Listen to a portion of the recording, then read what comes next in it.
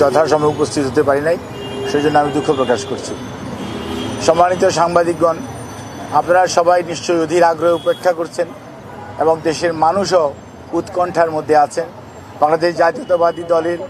Chairman, 3 বারের সাবেক প্রধানমন্ত্রী দেশনেত্রী বেগম খালেদা জিয়ার স্বাস্থ্যর সর্বশেষ অবস্থা জানার জন্য আমরা আমাদের ভারপ্রাপ্ত চেয়ারম্যান, দলের ভারপ্রাপ্ত চেয়ারম্যান জনাব তারেক রহমানের সার্বক্ষণিক তত্ত্বাবধানে ওনার গঠিত চিকিৎসার জন্য গঠিত মেডিকেল বোর্ডের সকল সদস্যরা দেশনেত্রী বেগম খালেদা জিয়ার সুচিকিৎসা নিশ্চিত করার জন্য দিবারাত্রি সবসময়ই অত্যন্ত সজাগ এবং দায়িত্বশীলভাবে তাদের প্রফেশনাল দায়িত্ব পালন করছেন। যেহেতু এই মেডিকেল বোর্ডে বাংলাদেশের বাইরেও ইউকে, ইউনাইটেড কিংডম এবং USA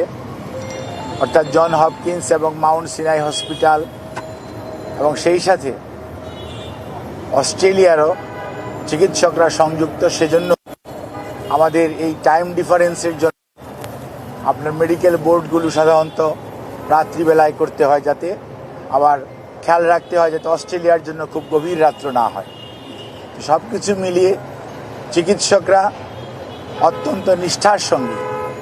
আমাদের দেশের এবং দেশের বাইরের যে চিকিৎসকরা রয়েছেন, সর্বোপরি দেশনেত্রী বেগম খালেদা জিয়ার নিকট আত্মীয়, বিশেষ করে উনি সার্বক্ষণিকভাবে ওনার চিকিৎসা ব্যাপারে তদারকি করছেন এবং ওনার ছোট ছেলের বউ অর্থাৎ মরহুম আরাফাত রহমান কুকুর সহধর্মিণী সৈয়দা শামেলা রহমান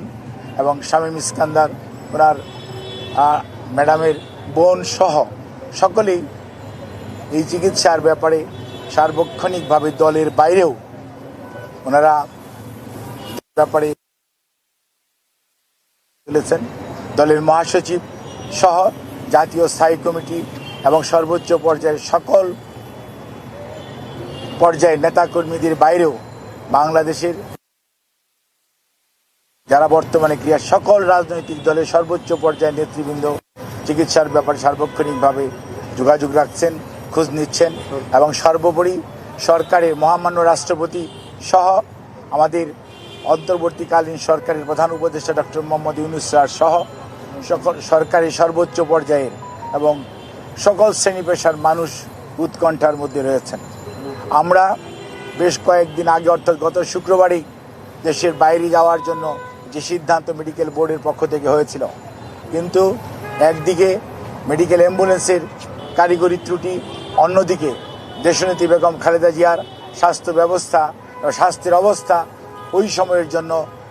এয়ার অ্যাম্বুলেন্সের জন্য ফ্লাই করার উপযুক্ত না থাকার কারণে সেই আমরা স্থানান্তর করতে পারিনি। কিন্তু ওনার চিকিৎসার জন্য গঠিত মেডিকেল বোর্ড তারা দেশ এবং দেশের বাইরে থেকে সার্বক্ষণিক উন্নতি হয়, সেজন্যই ওনারা ওনাদের পরামর্শ দিয়েছেন এবং আমাদের মেডিকেল বোর্ডের সদস্যরা যারা এখানে আছেন তারা সবাই সেইটি বাস্তবায়নের জন্য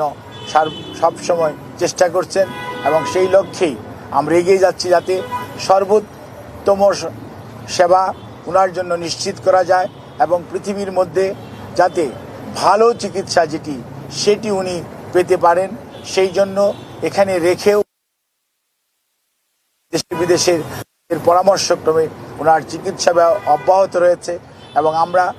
খুবই আশাবাদী, মেডিকেল বোর্ডের সম্মানিত সকল সদস্যরাও আশাবাদী যে ওনার চিকিৎসা নিশ্চিত করা যাবে এবং পরবর্তী যে কোনো সময়ে প্রয়োজনে বাইরে এই জিনিসটি এই পর্যায়েই আপনাদের মাধ্যমে বলার সময় আসে নাই, কারণ একবার আমরা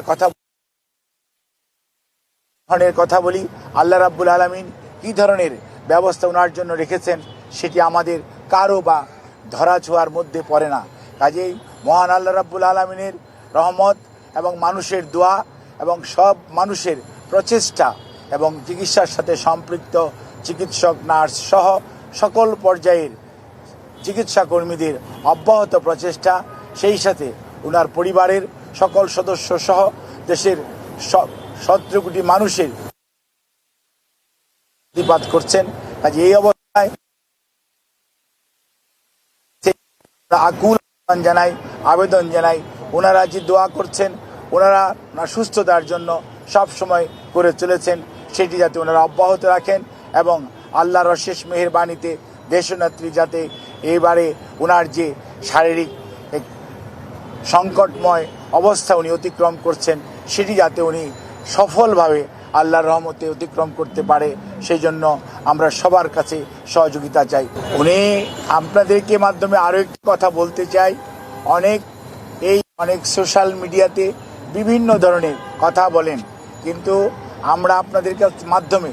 বিনীতভাবে অনুরোধ করতে চাই, ওনার মতো এমন একজন নেত্রীর প্রতি মানুষের স্বাস্থ্য ব্যবস্থার স্বাস্থ্য সম্পর্কে জানার আগ্রহ মানুষের থাকাটাই স্বাভাবিক, কিন্তু কোনো অবস্থাতেই আমরা যাতে আমাদের আবেগ বা অনুভূতি প্রকাশ করতে যে অতিরিক্ত প্রকাশ না করে মানুষের মধ্যে বিভ্রান্তি সৃষ্টি না করি, সে লক্ষ্যে আমরা বলতে চাই উনি আইসিইউতে উনি চিকিৎসাধীন আছেন এবং উনি সর্বোচ্চ চিকিৎসা ব্যবস্থার সর্বোচ্চ পর্যায়ে একটি সংকটাপন্ন মানুষের জন্য যেটি প্রয়োজন সেই চিকিৎসার মধ্যেই উনি আছেন এবং উনি চিকিৎসাধীন আছেন। এটি নিয়ে কোনো অবস্থাতেই কোনো গুজবে কান না দেওয়ার জন্য আমি আপনাদের মাধ্যমে সকলের প্রতি বিনীত অনুরোধ জানাচ্ছি। ধন্যবাদ। আপনি একজন সাংবাদিক, আপনার মাধ্যমে আমি এটি বলতে চাই, আজকে আমি আপনাদের সামনে যেহেতু কথা বলার জন্য এসেছি, মনে রাখবেন যেহেতু দেশের মানুষের উৎকণ্ঠা আছে, দেশের মানুষের তার প্রতি শ্রদ্ধাবোধ আছে, ভালোবাসা আছে এবং সত্যিকার অর্থে দেশের মানুষ দেশনেত্রী বেগম খালেদা জিয়ার স্বাস্থ্য সম্পর্কে সর্বশেষ অবস্থা জানতে চায়, সেই জন্যই আমরা এসেছি। কিন্তু মনে রাখতে হবে উনি একজন সবার শেষে উনি একজন রুগী, ওনার নিজস্ব কিছু এথিক্যাল রাইটস প্রিভিলেজ আছে। ইচ্ছা করলেই আমি চিকিৎসক হিসাবে সকল কিছুই আপনাদের কাছে আমি